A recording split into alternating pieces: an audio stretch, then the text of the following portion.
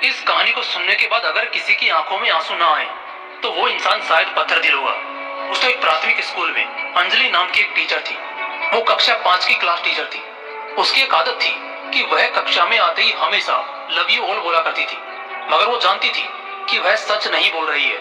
वह कक्षा के सभी बच्चों से एक जैसा प्यार नहीं करती थी। कक्षा में एक ऐसा बच्चा था जो उनको फटी आंख भी नहीं पाता था। उसका नाम था राजू। राजू मैली कुचली स्थिति में स्कूल आया जाया करता था। उसके बाल खराब होते, जूतों के बंद खुले, शर्ट के कॉलर पर मैल के निशान। पढ़ाई के दौरान भी उसका ध्यान कहीं और ही होता था। मैडम के डांटने पर वह चौंक कर उन्हें देखता, मगर उसकी खाली खाली नजरों से साफ पता लगता रहता कि राजू शारीरिक रूप से कक्षा में उपस्थित होने के बावजूद भी मानसिक रूप से गायब है। धीरे धीरे मैडम को राजू से नफरत सी होने लगी। क्लास में घुसते ही राजू मैडम की आलोचना का निशाना बनने लगता। सब बुराई के उदाहरण राजू के नाम पर किए जाते। बच्चे उस पर खिलखिलाकर हंसते और मैडम उसको अपमानित करके संतोष प्राप्त करती। राजू ने हालांकि किसी बात का कभी कोई जवाब नहीं दिया था। मैडम को वह एक बेजान पत्थर की तरह लगता जिसके अंदर आत्मा नाम की कोई चीज नहीं थी। प्रत्येक डांट, व्यंग और सजा के बावजूद वह बस अपनी भावनाओं से खाली नजरों से उन्हें देखा करता और सिर झुका लेता। मैडम को अब इससे गंभीर नफरत हो चुकी थी। पहला सेमेस्टर समाप्त हुआ और प्रोग्रेस रिपोर्ट बनाने का चरण आया तो मैडम ने राजू की प्रगति रिपोर्ट में ये सब बुरी बातें लिख डाली। प्रगति रिपोर्ट माता पिता को दिखाने से पहले हेडमास्टर के पास जाया करती थी। उन्होंने जब राजू की प्रोग्रेस रिपोर्ट देखी तो मैडम को बुला लिया। मैडम, प्रगति रिपोर्ट में कुछ तो राजू की प्रगति भी लिखनी चाहिए। आपने तो जो कुछ लिखा है इससे राजू के पिता बिल्कुल निराश हो जाएंगे। मैडम ने कहा, मैं माफी मांगती हूँ, लेकिन राजू एक बिल्कुल ही अशिष्ट और निकम्मा बच्चा है। मुझे नहीं लगता कि मैं उसकी प्रगति के बारे में कुछ लिख सकती हूँ। मैडम घृणित लहजे में बोलकर वहाँ से उठकर चली गई और फिर स्कूल की छुट्टी हो गई। अगले दिन हेडमास्टर ने एक विचार किया और उन्होंने चपरासे के हाथ मैडम के डेस्क पर राजू की पिछले वर्षों की प्रगति रिपोर्ट रखवा दी। अगले दिन मैडम ने कक्षा में प्रवेश किया तो रिपोर्ट पर नजर पड़ी। पलट कर देखा तो पता लगा कि यह राजू की प्रगति रिपोर्ट है। मैडम ने सोचा कि पिछली कक्षाओं में भी राजू ने निश्चय ही यही गुल खिलाए होंगे और फिर उन्होंने कक्षा 3 की रिपोर्ट खोली। रिपोर्ट पढ़कर उनके आश्चर्य की कोई सीमा नहीं रही जब उन्होंने देखा कि रिपोर्ट उसकी तारीफों से भरी पड़ी है। उसमें लिखा था, राजू जैसा बुद्धिमान बच्चा मैंने आज तक नहीं देखा। बेहद संवेदनशील बच्चा है और अपने मित्रों और शिक्षक से बेहद लगाव रखता है। अंतिम सेमेस्टर में भी राजू ने प्रथम स्थान प्राप्त किया है। इसके बाद मैडम ने कक्षा 4 की रिपोर्ट खोली। इसमें लिखा था, राजू अपनी माँ की बीमारी से बहुत तनाव में है। उसका ध्यान पढ़ाई से हट रहा है। राजू की माँ को अंतिम चरण का कैंसर हुआ है। घर पर उसका कोई और ध्यान रखने वाला नहीं है, जिसका गहरा प्रभाव उसकी पढ़ाई पर पड़ा है। नीचे हेडमास्टर ने लिखा कि राजू की माँ मर चुकी है और इसके साथ ही राजू के जीवन की चमक और रौनक भी। उसे बचाना होगा इससे पहले कि बहुत देर हो जाए। ये पढ़कर मैडम के दिमाग पर भयानक बोझ हावी हो गया। कांपते हाथों से उन्होंने प्रगति रिपोर्ट बंद की। मैडम की आंखों से आंसू एक के बाद एक गिरने लगे। मैडम ने साड़ी से अपने आंसू पोंछे।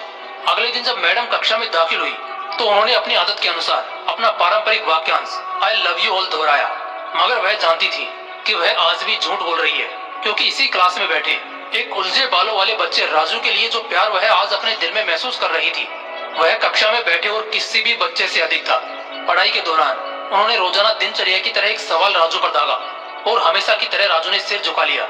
जब कुछ देर तक मैडम से डांट फटकार और बाकी स्टूडेंट्स की हंसी की आवाज उसके कानों में नहीं पड़ी तो उसने अचंभे में सिर उठाकर मैडम की ओर देखा तो उनके माथे पर आज गुस्सा नहीं था, वो मुस्कुरा रही थी। उन्होंने राजू को अपने पास बुलाया और उसे सवाल का जवाब बताकर जबरन दोहराने के लिए कहा। राजू 3-4 बार के आग्रह के बाद अंततः बोल ही पड़ा। इसका जवाब देते ही मैडम ने न सिर्फ खुद कुसंदाज होकर तालियां बजाई बल्कि सभी बच्चों से भी बजवाई। फिर तो यह दिनचर्या बन गई। मैडम हर सवाल का जवाब अपने आप बताती और फिर उसकी खूब सराहना और तारीफ करती। प्रत्येक अच्छा उदाहरण राजू के कारण दिया जाने लगा। धीरे धीरे पुराना राजू सन्नाटे की कब्र फाड़कर बाहर आ गया। अब मैडम को सवाल के साथ जवाब बताने की जरूरत नहीं पड़ती। वह रोज सही उत्तर देकर सभी को प्रभावित करता और नए नए सवाल पूछकर सबको हैरान भी करता। उसके बाल अब कुछ हद तक सुधरे हुए होते, कपड़े भी काफी हद तक साफ होते, जिन्हें शायद वह खुद धोने लगा था। देखते ही देखते साल समाप्त हो गया और राजू ने दूसरा स्थान हासिल कर कक्षा 5वीं पास कर ली। यानी अब वह दूसरी जगह स्कूल में दाखिल होने के लिए तैयार था। कक्षा 5वीं के विदाई समारोह में सभी बच्चे मैडम के लिए सुंदर उपहार लेकर आए और मैडम की टेबल पर ढेर लग गया। इन खूबसूरती से पैक हुए उपहारों में एक पुराने अखबार में बदतर सलीके से पैक हुआ एक उपहार भी पड़ा था।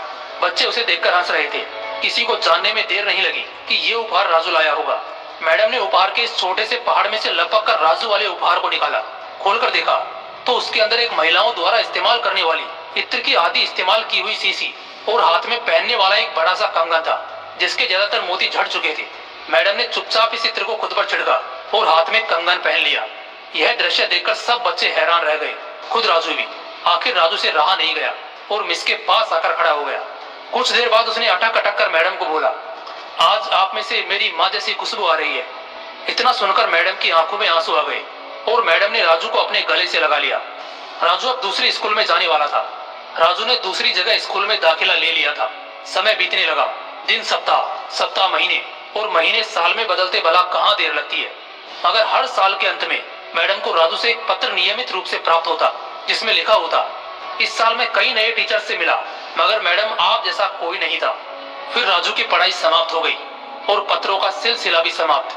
कई साल आगे गुजरे और मैडम रिटायर हो गई।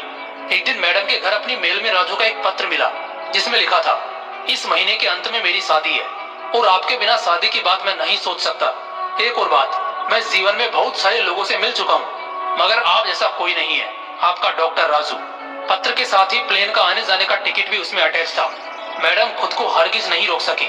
उन्होंने अपने पति से अनुमति ली और वह राजू के शहर के लिए रवाना हो गई। शादी के दिन जब वह शादी की जगह पहुंची तो थोड़ी लेट हो चुकी थी। उन्हें लगा समारोह समाप्त हो चुका होगा, मगर यह देखकर उनके आश्चर्य की सीमा नहीं रही कि शहर के बड़े डॉक्टर, बिजनेसमैन और यहाँ तक कि वहाँ पर शादी कराने वाले पंडित जी भी थक गए थे कि आखिर कौन आना बाकी है। मगर राजू समारोह में शादी के मंडप के बजाय गेट की तरफ टकटकी लगाए उनके आने का इंतजार कर रहा था। फिर सबने देखा कि जैसे ही एक बूढ़ी औरत ने गेट से प्रवेश किया, राजू उनकी ओर लपका और उनका वह हाथ पकड़ा जिसमें उन्होंने अब तक वह कड़ा पहना हुआ था, कंगन पहना हुआ था, और उन्हें सीधा स्टेज पर ले गया। राजू ने मायक हाथ में पकड़कर कुछ यूं बोला, दोस्तों, आप सभी हमेशा मुझसे मेरी माँ के बारे में पूछा करते थे और मैं आप सबसे वादा किया करता था कि जल्द ही आप सबको उनसे मिलाऊंगा। ध्यान से देखो, ये है मेरी प्यारी सी माँ, दुनिया की सबसे अच्छी है मेरी माँ, यह मेरी माँ है। दोस्तों, इस सुंदर सी कहानी को सिर्फ शिक्षक और शिष्य के रिश्ते के कारण ही मत सुनिएगा। अपने आसपास देखें, राजू जैसे कई फूल मुरझा रहे हैं जिन्हें आपका जरा सा ध्यान, प्यार और स्नेह नया जीवन दे सकता है। जय हिंद, जय श्री कृष्णा।